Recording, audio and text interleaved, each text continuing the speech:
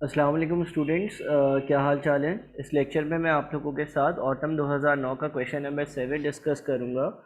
ये क्वेश्चन जो है इसमें प्रोसेस कॉस्टिंग और स्टैंडर्ड कॉस्टिंग दोनों टॉपिक्स जो हैं आपके टेस्ट हो रहे हैं। तो चलें इसको डिस्कस करते हैं। और इस सवाल के लेक्चर को देखने से पहले आपके पास स्टैंडर्ड कॉस्टिंग और प्रोसेस कॉस्टिंग के बेसिक जो लेक्चर्स हैं वो आपने कंप्लीट करे हुए हों तो बेहतर होगा। इस सवाल में लिखा हुआ है excellent limited makes and sales a single product. एक कंपनी है जिसका नाम है एक्सेलेंट लिमिटेड और वो एक सिंगल प्रोडक्ट बनाकर बेचती है। The standard cost card for the product based on normal capacity of 45,000 units per month is as under. ये 45,000 यूनिट्स के हिसाब से आपको एक कार्ड बनाकर दिया हुआ है मंथली, ठीक है ना। और ये सारे स्टैंडर्ड्स हैं। मटेरियल 60 kg 0.6 का, लेबर हाफ आवर 50 रुपीज़ का, ठीक है। और variable factory overheads 30% of the direct labour cost, fix factory overheads and total. अच्छा, स्टैंडर्ड कॉस्ट कार्ड जो है फॉर द प्रोडक्ट, उसका मतलब ये है कि ये एक यूनिट के हिसाब से सारी चीज़ें दी गई हैं।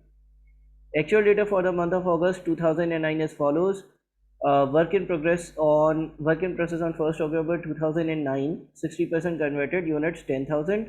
Started during the month, transfer to finished goods. Work in process on 31st of August 2009. Material purchased, materials issued to production, direct labor, actual factory overheads including the fixed cost of 290,000 rupees. The company uses FIFO method for inventory valuation. Company जो है वो first in first out method inventory valuation का use करती है। All materials are added at the beginning of the process. सारा का सारा material process के स्टार्ट में ऐड होता है। Conversion cost are incurred evenly throughout the process. Inspection takes place when the units are 80% complete. Under normal conditions no spoilage should occur.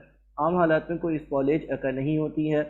Required A quantity and equivalent production schedules for material and conversion cost. ये वाला part process costing से relevant है। Material labour and overhead variances use 4 variance method for overheads. 4 variance method for overheads जो है वो थोड़ा सा आपके लिए क्या कहते हैं, शायद हो सकता है नई चीज़ हो।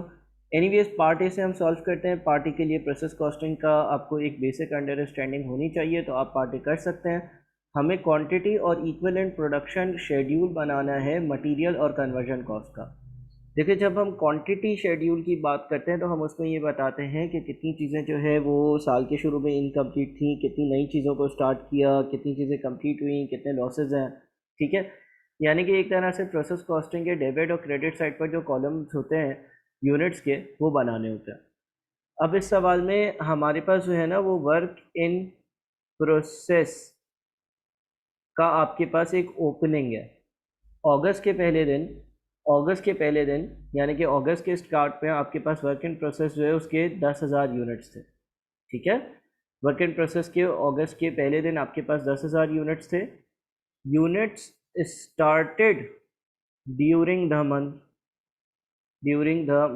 Units started during the month कितने units started during the month जो है वो आपके पास 50,000 है। इसका मतलब क्या हुआ? इसका मतलब ये हो गया कि टोटल जो है वो आपके 60,000 यूनिट्स हैं। या तो वो WIP ओपनिंग थे या वो ड्यूरिंग द ईयर स्टार्ट में थे। ये यूनिट्स या तो कंप्लीट होंगे या इनकम्प्लीट होंगे, ठीक है।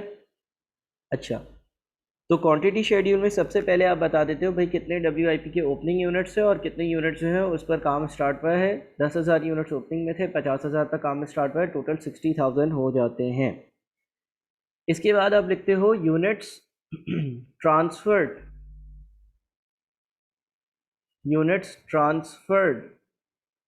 To finished goods. कितने यूनिट्स फिनिश गुड्स में ट्रांसफर हुए? Units transfer to finish goods अगर हम लिखेंगे तो 48,000 यूनिट्स हैं वो फिनिश गुड्स में ट्रांसफ़र हुए हैं। Units transfer to finish goods है वो 48,000 यूनिट्स है। और जो क्लोजिंग वर्क इन प्रोसेस है, जो क्लोजिंग वर्क इन प्रोसेस है या work in process closing, work in process का जो क्लोजिंग है वो है आपका 10,000। अब देखो, अगर डेबिट साइड का टोटल 60 है तो क्रेडिट का टोटल भी 60 होना चाहिए। लेकिन अगर हम 48,000 और 10,000 को ऐड करते हैं, ये यूनिट्स बन गए और ये यूनिट जो है वो क्लोजिंग में है, तो ये 58,000 बनता है। इसका मतलब ये हो गया कि कुछ लॉसेस भी होंगे, ठीक है ना। और जो लॉसेस होंगे, अच्छा देखो लॉसेस के बारे में एक चीज़ लिखी हुई है, under normal conditions no spoilage should occur. तो इसका मतलब लॉसेस जो हैं वो सारे के सारे एबनॉर्मल लॉसेस हैं। और एबनॉर्मल लॉस कितना होगा, 60,000 माइनस 48 माइनस 10, यानी कि 2,000 जो है वो आपका एबनॉर्मल लॉस होगा। ये आपका क्वांटिटी शेड्यूल कहलाता है, जिसमें आप जो है वो क्वांटिटीज़ हाईलाइट कर देते हो कि भाई कितनी चीज़ें थी और कितनों पे काम शुरू किया, उसमें से कितनी बन गई, कितनी नहीं बनी और कितना लॉस हो गया। ठीक है, ये आपका क्वांटिटी शेड्यूल आपने मुकम्मल कर लिया। ये वो पार्ट है क्वेश्चन का जो प्रोसेस कॉस्टिंग से रिलेवेंट है। फिर इसी तरह से आपने जो है वो इक्विवेलेंट प्रोडक्शन यूनिट्स का शेड्यूल बनाना है, और company first in first out या फीफो मेथड यूज़ करती है। इक्विवेलेंट प्रोडक्शन यूनिट्स का जो शेड्यूल है, इक्विवेलेंट प्रोडक्शन यूनिट्स का जो शेड्यूल है वो फीफो में अलग और एफको में अलग तरह से बनता है। हमें फीफो की तरह, फीफो के मेथड से हमें इक्विवेलेंट प्रोडक्शन यूनिट्स का शेड्यूल जो है वो बनाना है, ठीक है। इक्विवेलेंट प्रोडक्शन यूनिट्स का जब हम शेड्यूल बनाएंगे, हमारे पास दो चीज़ें हैं, एक है मटीरियल और एक है कन्वर्जन कॉस्ट। अच्छा, जब हम मटेरियल और कन्वर्जन कॉस्ट की बात करते हैं तो हमारे पास फिनिश गुड्स में 48,000 चीज़ें गई हैं, ठीक है ना। फिनिश गुड्स में टोटल जो है वो 48,000 चीज़ें गई हैं। तो हम सबसे पहले लिखते हैं ट्रांसफर्ड टू फिनिश्ड गुड्स, ठीक है। ट्रांसफर टू फिनिश गुड्स, और मटेरियल पे पहले मैं काम करता हूँ, ये आ गया 48,000। अच्छा, अब इसमें से क्योंकि company first and first out या फीफो मेथड यूज़ कर रही है, तो कंपनी ने सबसे पहले वो यूनिट्स कंप्लीट किए होंगे जो ओपनिंग डब्ल्यूआईपी में थे, और ओपनिंग डब्ल्यूआईपी में 10,000 यूनिट्स थे, ठीक है। वो इस फिनिश गुड्स के 48,000 यूनिट्स में शामिल होंगे। बट सवाल में लिखा हुआ है all materials are added at the beginning of the process. All materials are added at the beginning of the process. पहले तो यहाँ से हम लेस कर देते हैं ओपनिंग WIP के यूनिट्स। ओपनिंग WIP के जो यूनिट्स हैं वो 10,000 हैं, ठीक है। अगर हम वो 10,000 यूनिट्स लेस कर दें, अगर हम वो यूनिट्स 10,000 लेस कर दें तो 38,000 बनता है। पहले तो सिंपली हम लोग क्या कर रहे हैं कि जो ओपनिंग WIP के यूनिट्स है ना उसको लेस कर देते हैं, आगे पीछे कुछ नहीं सोचते, हम सिर्फ और सिर्फ ओपनिंग WIP के यूनिट्स को लेस कर देते हैं। तो ये क्या है, ये वो यूनिट्स हैं, units started and completed during the year, during the year. देखो 48,000 यूनिट्स फिनिश गुड्स में गए, क्योंकि company first and first out या फीफो मेथड यूज़ कर रही है, तो पहले 10,000 यूनिट जो है वो ओपनिंग WIP वाले होंगे। इसका मतलब ये हो गया कि 38,000 यूनिट्स वो हैं जो इसी साल स्टार्ट पे और इसी साल कंप्लीट पे और उस पर इसी साल मटेरियल लगा होगा। ये पहला काम कर लिया। उसके बाद जो ओपनिंग WIP के 10,000 यूनिट्स हैं, ओपनिंग WIP के 10,000 यूनिट्स हैं, ठीक है। अच्छा, इसको तो हमने सही है माइनस कर दिया था। ओपनिंग WIP के 10,000 यूनिट्स हैं, क्या उस पर इस साल कोई काम हुआ है मटेरियल के लिहाज से? क्या ओपनिंग WIP के जो 10,000 यूनिट्स हैं, क्या उस पर कोई चीज़ इस साल लगी है, इस साल ऐड करी है, इस साल लगाई है? नहीं, इस साल कोई खर्चा किसी किस्म का नहीं किया, ना ही उस पर मटीरियल लगा है। जो 48,000 यूनिट्स जो है फिनिश गुड्स में गए हैं, उसमें से 10,000 यूनिट्स ओपनिंग WIP वाले हैं। ये ओपनिंग WIP वाले वो यूनिट्स हैं जिस पे पिछली बार मटेरियल जो है वो लगा दिया गया था। तो 38,000 यूनिट्स वो हैं जो इसी साल स्टार्ट हुए और इसी साल कंप्लीट करे। 38,000 यूनिट्स वो हैं जो इसी साल स्टार्ट करे और इसी साल कंप्लीट करे, और इस पर इस साल मटेरियल लगा। जो 10,000 यूनिट्स ओपनिंग WIP के थे वो इन ट्रांसफ़र टू फिनिश गुड्स के यूनिट्स में बेशक शामिल हैं, मगर उस पर इस बार कुछ भी कॉस्ट इनकर नहीं हुई, इस बार कोई भी मटेरियल नहीं लगा हुआ। सही है। इसके बाद हमारे पास क्लोजिंग वर्क इन प्रोग्रेस के यूनिट्स हैं। अच्छा, क्लोजिंग वर्क इन प्रोग्रेस के जो यूनिट्स हैं, क्लोजिंग वर्क इन प्रोग्रेस के जो यूनिट्स हैं वो हैं 10,000, ठीक है। और क्योंकि सवाल ये कहता है कि all material are added at the beginning of the process, तो ऑल्दो ये वर्क इन प्रोग्रेस के क्लोजिंग के यूनिट्स 50% कन्वर्ट हुए, मगर इन पर जो भी मटेरियल होगा वो जो भी मटेरियल होगा वो 100% इसी बार लगा होगा। तो ये 10,000 आ गया। इसी तरह से जो लॉस के यूनिट्स हैं, जो एबनॉर्मल लॉस वाले यूनिट्स हैं, वो एबनॉर्मल लॉस वाले यूनिट्स जो 2000 हैं, उन पर भी मटेरियल लगा होगा, क्योंकि जब मैंने कोई चीज़ बनाना शुरू करी तो उस पर फ़ौरन से ही मैंने मटेरियल लगा दिया था। लिहाजा इक्विवेलेंट प्रोडक्शन यूनिट्स जो हमारे बनते हैं वो कुछ इस तरह से है कि हम इनको ऐड कर लेते हैं, तो हमारा जो EPU बन रहा है, EPU बन रहा है as per first in first out basis, वो 50,000 बन रहा है। अब कन्वर्जन कॉस्ट की बात करते हैं। फिनिश गुड्स में 48,000 यूनिट्स गए, फिनिश गुड्स में 48,000 यूनिट्स गए, सही है ना। फिनिश गुड्स के 48,000 यूनिट्स हैं। अच्छा, इसमें से ओपनिंग WIP से कितने यूनिट्स आए हैं? ओपनिंग WIP से इसमें से 10,000 यूनिट्स आए, वो पहले तो हटा देते हैं। तो 38,000 बच गया। इसका क्या मतलब? इसका मतलब ये है कि 38,000 यूनिट्स वो हैं जो इसी साल स्टार्ट हुए और इसी साल 100% कंप्लीट करे गए हैं। इसी साल 0 से स्टार्ट किए और इसी साल 100% कंप्लीट करे, क्योंकि first in first out method के हिसाब से 48,000 में से 10,000 यूनिट्स वो होंगे जो ओपनिंग WIP वाले होंगे, 38,000 यूनिट्स होंगे जो इसी साल शुरू किए, इसी साल ख़त्म किए। अच्छा, जो 10,000 यूनिट्स हैं जो ओपनिंग WIP में, उस पर इस साल कितना काम हुआ होगा? देखो, लिखता है work in process on 1 August 2009 60% converted, यानी कि महीने के पहले दिन ये जो 10,000 यूनिट्स थे ये 60% ऑलरेडी कन्वर्टेड थे। तो इस बार सिर्फ 40% काम हुआ होगा। 60% काम पिछली बार हो चुका होगा, 60% काम पिछली बार हो चुका होगा, इस बार सिर्फ और सिर्फ 40% काम होगा। अच्छा, क्लोजिंग WIP के जो यूनिट्स हैं वो 10,000 है और उसके साथ दिखा हुआ है कि उस पर 50% काम इस बार हुआ। अच्छा, एबनॉर्मल लॉस के 2,000 यूनिट्स हैं और इंस्पेक्शन 80% पर होती है।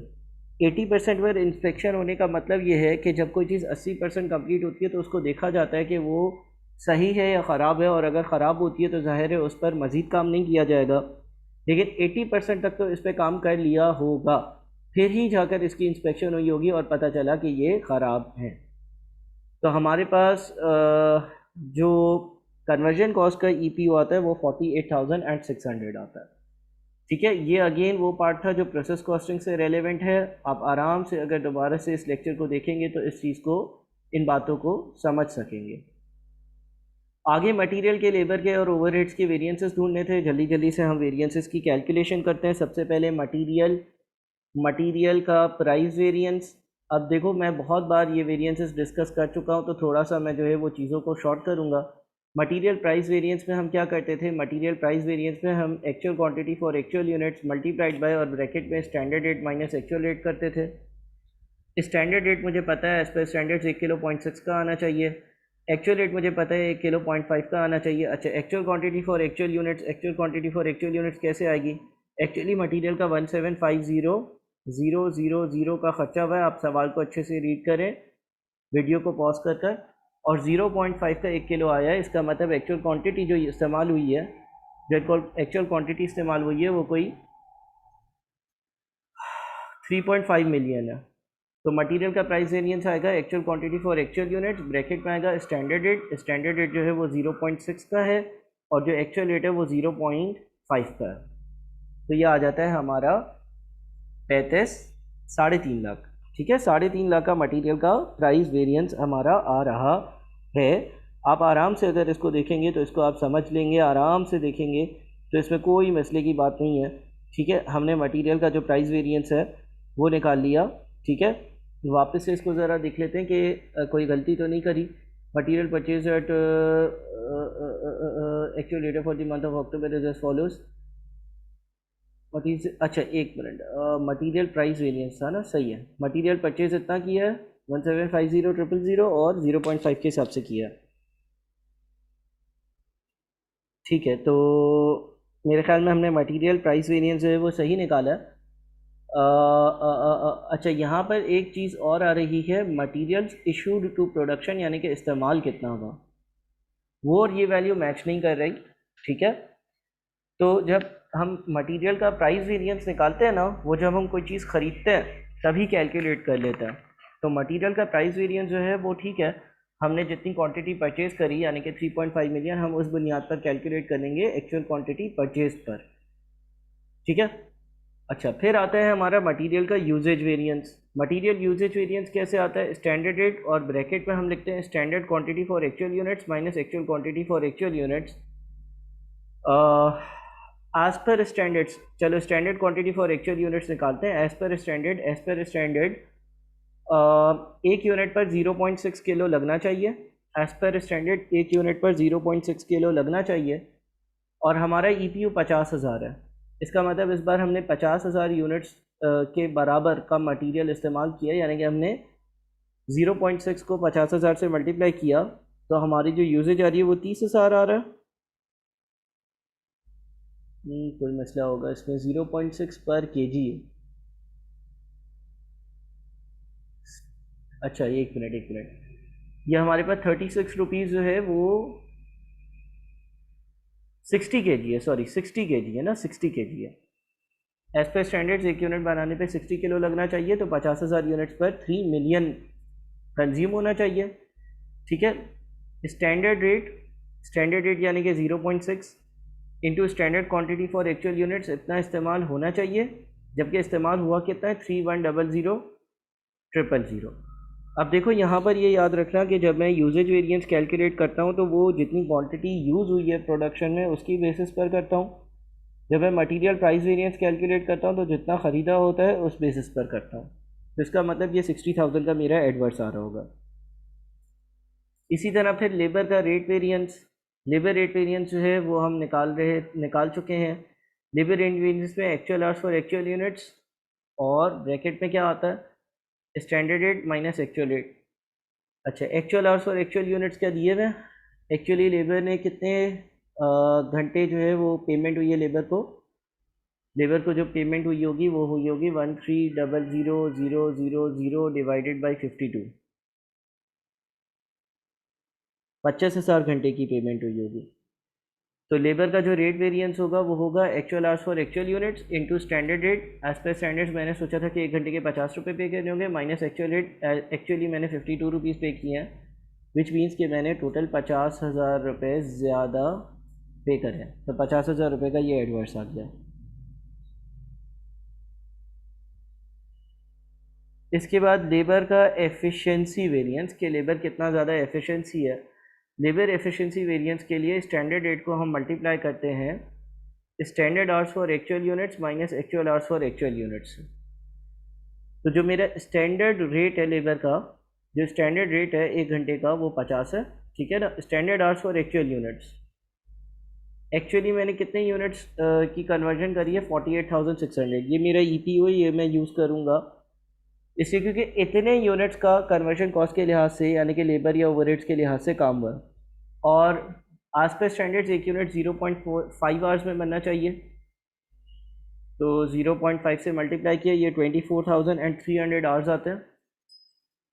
ठीक है।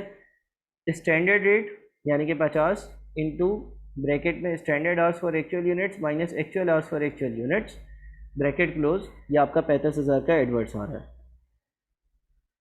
सही है भाई। अब ये वेरिएंसेस तो आसान थे, इसमें कोई मेरे ख्याल में ऐसा नई बात भी नहीं थी। हमने इनको कैलकुलेट कर लिया। यहाँ तक आप आराम से तबीयत से कॉपी करें इसको अच्छे से, प्ले पॉज रिवाइंड फॉरवर्ड कर लेक्चर को आगे बढ़ते हैं। ओवरहेड के वेरिएंसेस में मसला ये है कि बोलता है 4 variance method for overheads use करो। वैसे हम लोग क्या करते थे, फिक्स ओवरहेड्स के वेरिएंसेस अलग और वेरिएबल ओवरहेड के वेरिएंसेस अलग अलग कैलकुलेट करते थे, लेकिन यहाँ पर कुछ वेरिएंसेस हमें साथ में कैलकुलेट करने होंगे। फॉर एग्जांपल हमारे पास ओवरहेड्स का एक्सपेंडिचर वेरिएंस जो है वो साथ में कैलकुलेट करना होगा, जिसमें हम लोग बजटेड एक्सपेंडिचर और एक्चुअल एक्सपेंडिचर को जो है वो एक दूसरे से कंपेयर करा करते थे कि एक्चुअल एक्सपेंडिचर क्या होना चाहिए, बजटेड एक्सपेंडिचर क्या है। अच्छा, वेरिएबल फैक्ट्री ओवरहेड्स के बारे में लिखा हुआ है 30% of direct labour cost 7.5। Fix factory overheads के लिए लिखा हुआ है 6.5 और 45,000 यूनिट्स के हिसाब से, तो 6.5 को 45,000 से मल्टीप्लाई करेंगे तो टोटल अमाउंट आएगा।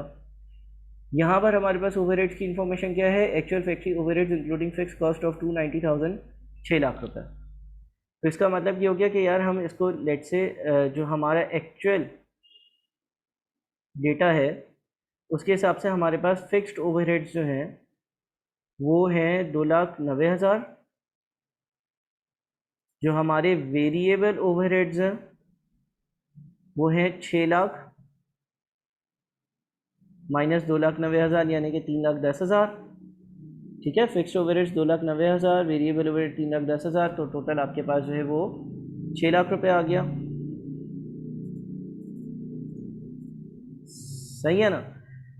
अच्छा, उसके बाद फिर हमारे पास actual hours for actual units, actual hours for actual units यानी कि जितने घंटे काम हुआ है वो भी मेरे ख्याल में है। Actual hours for actual units जो लेबर के टाइम लगा है वो 25,000 घंटे लगा है। सही है ना। और फिर हम बजटेड डेटा पर अगर आते हैं, बजटेड डेटा पर अगर आते हैं, बजटेड डेटा पर अगर आते हैं तो बजट के हिसाब से फिक्स्ड ओवरहेड्स जो है वो 6.5, फिक्स्ड ओवरहेड्स जो हैं वो आपके पास 6.5 पर यूनिट, और आपने 45,000 यूनिट्स जो है उसके हिसाब से ये निकाला होगा ना, क्योंकि 45,000 यूनिट्स बजटेड है। अच्छा, उसके बाद फिर आपके जो बजटेड आवर्स हैं, standard hours for actual units जो है, नहीं standard hours for actual units नहीं, इनफैक्ट बजटेड आवर्स वो सारी चीज़ें भी हैं। एनीवेज, ये कुछ डेटा हमारे पास है जो मैंने यहाँ पे लिस्ट डाउन कर लिया। एक काम करते हैं हम, फिक्स्ड ओवरहेड्स का एक्सपेंडिचर वेरिएंस, फिक्स्ड ओवरहेड्स का एक्सपेंडिचर वेरिएंस कैसे आता था, budgeted fixed overheads minus actual fixed overheads. अगर हम इस हिसाब से कैलकुलेशन करें जैसे हम सीखे हुए हैं, तो बजटेड फिक्स्ड ओवरहेड्स जो हैं वो 292,500 है, और एक्चुअल फिक्स्ड ओवरहेड्स 290,000 है, तो ये 2500 आता है। वेरिएबल ओवरहेड्स का एक्सपेंडिचर वेरिएंस जो है उसके लिए हम देखते थे actual hours for actual units, और ब्रैकेट में आ जाता था मेरे पास standard rate minus actual rate. ठीक है, तो अगर इस हिसाब से अगर हम कैलकुलेशन करें, actual hours for actual unit जो है वो 25,000 है, into standard rate, standard rate जो है वो आप निकाल सकते हो। यहाँ पर मैं स्टैंडर्ड रेट निकाल देता हूँ। स्टैंडर्ड रेट कैसे आएगा, 3,10,000 रुपये के वेरिएबल ओवरहेड्स एक्चुअली थे 25,000 घंटे के, तो स्टैंडर्ड रेट 12.4 आया। अच्छा, variable factory overhead 30% of direct labour cost. Direct labour को देखो 50 रुपये एक घंटे के पे करता हूँ, तो आधे घंटे के कितने पे करता हूँ, आधे घंटे के 25 रुपये पे करता हूँ, है ना। और वेरिएबल ओवरहेड जो है वो आपके 30% है डायरेक्ट लेबर कॉस्ट के। तो आप जो है वो एक काम ये भी कर सकते हो, बजटेड आवर्स निकाल सकते हो, या ज़रूरत नहीं है, चलो स्टैंडर्ड रेट निकाल लेते हैं। स्टैंडर्ड रेट पर आवर कितना होगा, 30% ऑफ डायरेक्ट लेबर कॉस्ट, और as per standard direct labour की कॉस्ट 50 है, तो 50 का 30% 15। इस हिसाब से अगर हम वेरिएबल ओवरहेड्स का एक्सपेंडिचर वेरिएंस निकालें तो actual hours for actual units, standard rate 12.4 minus actual rate यानी कि 15। ठीक है, ये एक तरीका है। इस तरीके के हिसाब से हमारे पास स्टैंडर्ड रेट यानी कि आपने सोचा था कि एक घंटे के, स्टैंडर्ड रेट जो है वो है आपका 15, आपने सोचा था कि एक घंटे के 15 होंगे, देने पड़े 12.4 कम देने पड़े, और 25,000 घंटे के 67,500 का फिक्स्ड ओवरहेड एक्सपेंडिचर और वेरिएबल ओवरहेड एक्सपेंडिचर वेरिएंस आएगा। जब वो 4 वेरिएंस मेथड कहे तो आप इसको एक साथ कैलकुलेट करोगे, यानी कि ये चीज़ लोगे और इसको कह देना आप एक्सपेंडिचर वेरिएंस। ठीक है, और इस एक्सपेंडिचर वेरिएंस में इफेक्टिवली क्या होगा, इफेक्टिवली जो दो कंपोनेंट्स आपने इंडिविजुअली पढ़े हैं वो दो कंपोनेंट्स ही होंगे। उसके बाद फिर आपको ये एक वेरिएंस हो गया। दूसरा, अच्छा आपके पास जो है वो फिक्स वेरिएबल ओवरहेड्स का एफिशिएंसी वेरिएंस होता है, variable overheads efficiency variance. Variable overheads का एफिशिएंसी वेरिएंस कैसे आता है, standard rate multiplied by standard hours for actual units minus actual hours for actual units. ठीक है, तो स्टैंडर्ड रेट आपका जो है वो 15 है, into standard hours for actual units, standard hours for actual unit निकालने पड़ेंगे। Standard hours for actual units as per standards, अच्छा ये कैलकुलेट किए मैंने यहाँ पर, standard hours for actual unit जो है वो 24,300 हमने कैलकुलेट किए थे, तो standard rate multiplied by standard hours for actual units minus actual hours for actual units, ये आपका आ जाता है 10,500 का एडवर्स। ये एक और वेरिएंस हो गया। अच्छा, उसके बाद फिर हमारे पास जो है वो फिक्स्ड ओवरहेड्स का एक एफिशिएंसी वेरिएंस था। फिक्स्ड ओवरहेड्स का एफिशिएंसी वेरिएंस हमें बताता है हम कितने एफिशिएंट है, OAR पर आर यूज़ करते थे इसमें, और इसको हम मल्टीप्लाई करते थे standard hours for actual units minus actual hours for actual units से। OAR पर आर कितना है, OAR पर आर 15 है, ठीक है। Standard hours for actual units कितने हैं, 24,300 है, minus actual hours for actual unit जो है वो 50,000 है। तो ये आ गया आपका अगेन OAR पर आर यूज़ करना है। 1 मिनट, OAR कैसे आएगा, OAR आ जाएगा आपके पास budgeted fix overheads divided by budgeted hours, यानी कि ये चीज़ जो है ये हो जाएगी P34। 1 मिनट में ज़रा इसको चेक कर लूँ। OAR पर आर फिक्स्ड ओवरहेड्स जो आपके हैं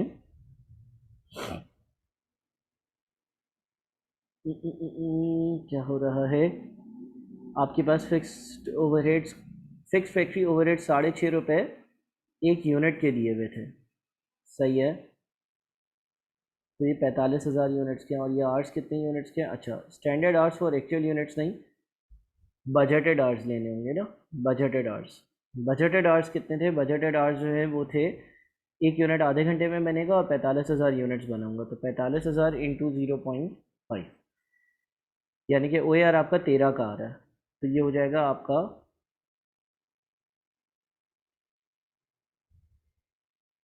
OAR इंटू ब्रैकेट में standard hours for actual units, standard hours for actual units यानी कि 24,300 minus actual hours for actual units. अच्छा मैं एक काम करता हूँ, बजटेड आवर्स यहाँ पे लिखता हूँ क्योंकि ऊपर वाले फॉर्मूले भी ऊपर से लिंक थे ना। बजटेड आवर्स आपके होने चाहिए 45,000 इंटू 0.5। थोड़ी सी करेक्शन कर लूँ ताकि ये शीट जब आप लोगों को दूँ तो इसमें यहाँ पर बजटेड आवर्स और यहाँ पर standard hours for actual units लिखते हैं। Standard hours for actual units जो है वो ये वाले, सही है ना। और इसको वापस से करेक्ट कर देते हैं, स्टैंडर्ड क्या कर रहा हूँ, OAR का formula, OAR is equal to budgeted fixed overheads divided by budgeted hours, 13 रुपये। OAR का फॉर्मूला आ गया, सही है, OAR into standard hours for actual units minus actual hours for actual units, ठीक है। अब सब सही है, मैंने ज़रा जो है वो फॉर्मूले रीएडजस्ट किया, आप लोगों को ये शीट मिलेगी। वैसे ये फॉर्मूला आपको पता होगा फिक्स्ड ओवरहेड्स के एफिशिएंसी वेरिएंस का। एक्चुअली मैंने यहाँ पर जो है वो स्टैंडर्ड आवर्स लिखे हुए थे तो उससे फॉर्मूले से लिंकिंग में चेंजेस आ रही थी। एनीवेज अब सब सही है। अच्छा फाइनली आपका फिक्स्ड ओवरहेड्स का एक और वेरिएंस होता है जो कि कहलाता है कैपेसिटी वेरिएंस। उसमें हम OAR पर आर को यूज़ करते हैं और हम देखते हैं कि हमारे जो एक्चुअल आवर्स और बजटेड आवर्स हैं उसमें क्या डिफरेंस था। तो OAR पर आर जो है वो हमारा 13 है। एक्चुअल आवर्स एक्चुअली हमने जो है वो 25,000 घंटे काम किया है, और बजटेड आवर्स जो थे हमारे 22,500 थे। तो ये आपका 32,500 रुपये का फेवरेबल आ रहा है, ठीक है। तो मेरी ये रिक्वेस्ट होगी कि इस सवाल के लेक्चर को आप अच्छे से 2-4 बार देखें, ठीक है। और इसमें जो है असल में प्रोसेस कॉस्टिंग और स्टैंडर्ड कॉस्टिंग दोनों एक दूसरे के साथ इन्वॉल्व हैं, आप लोगों को समझ में आ जाएगा। बहरहाल जाहिर सी बात है कि आपको थोड़ा सा इस पर टाइम लगाना पड़ेगा। इसको देखिए और फिर मुझसे क्वेरीज़ को रिजॉल्व करवा लें। बहुत शुक्रिया।